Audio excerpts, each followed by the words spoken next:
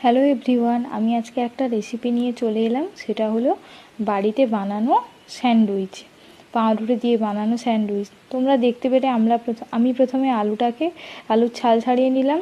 এরপর শসা, টমাটো, ধনেপাতা এগুলো কুচিয়ে রাখা হয়েছে। তারপর আলুটাকে সিদ্ধ করে নিয়েছি। আলুটা সিদ্ধ করে নিয়ে আলুটাকে ভালোভাবে মাখিয়ে নিতে হবে। সিদ্ধ করার পরে প্রচণ্ড গরম, তাই ভালোভাবে ম্যাশআপের সাহায্যে ভালোভাবে ওটাকে মাখিয়ে নেওয়া হলো। এরপর একটা মশলা অ্যাড করা হচ্ছে, তোমরা দেখতেই পাচ্ছ। মশলার মধ্যে দেওয়া হলো প্রথমে জিরা গুঁড়ি, এরপর দেওয়া হচ্ছে ধনে গুঁড়ি, তারপরে দেওয়া হচ্ছে বিট লবণ। এটা নিজেদের স্বাদ অনুসারে তোমরা দেবে, তোমরা যে যেরকম খাবে সেই স্বাদ অনুসারে এগুলো মিশিয়ে নেবে। তারপর দেওয়া হলো বাড়িতে বানানো লঙ্কা গুঁড়ো, শুকনো লঙ্কাকে গুঁড়ো করে দেওয়া হয়েছে এতে দিয়ে। এরপর এটাকে ভালোভাবে আলুটাকে মাখিয়ে নিতে হবে, যাতে এই মশলাগুলো আলুর মধ্যে ভালো করে ঢোকে। তাই খুব ভালো করে খুব সুন্দরভাবে মাখিয়ে নিতে হবে। তোমরা দেখতেই পাচ্ছ আমি এটা হাতের সাহায্যে এটা মাখিয়ে নিচ্ছি। মাখানোটা হয়ে গেল, তারপর যে কুচানো জিনিসগুলো ছিল সেগুলো ছড়িয়ে দেওয়া হলো। দিয়ে এটাকে আবার ভালোভাবে মাখাতে হবে সব জিনিসটাকে।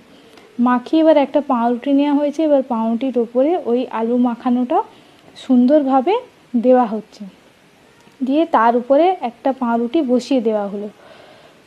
দিয়ে এইভাবে প্রত্যেকটা পাউরুটি নিয়ে বানিয়ে নেওয়া হচ্ছে। তোমরা সেটা দেখতেই পাচ্ছ।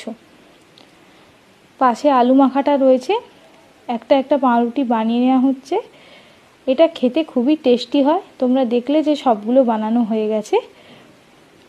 এরপর একটা থালায় নিয়ে স্লাইস করে জিনিসটাকে কেটে নিতে হবে। তোমরা যেরকম খাবে সেভাবেই কাটবে। এরপর একটা ফ্রাইং প্যানে বাটার দিতে হবে। এটা বাটার দিয়ে ভেজে নেওয়া হচ্ছে। দেখতেই পাচ্ছ বাটার দেওয়া হলো।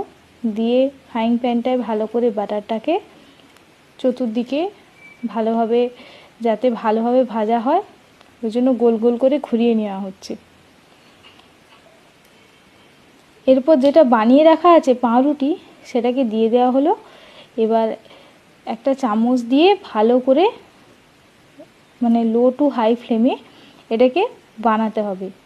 তার জন্য এপিট ওপিট করে ভাজা হচ্ছে। দেখতেই পাচ্ছ তোমরা এক পাশটা লাল হয়ে গেছে। দেখতেই পাচ্ছ কীভাবে লাল হয়েছে। এইভাবে পরপর সবগুলো ভেজে নিতে হবে। দেখতে হবে যাতে না আবার জিনিসটা পুড়ে যায়। তারপর দেখো যে কেটে নিচ্ছে কোনাচে করে। তোমরা যেভাবে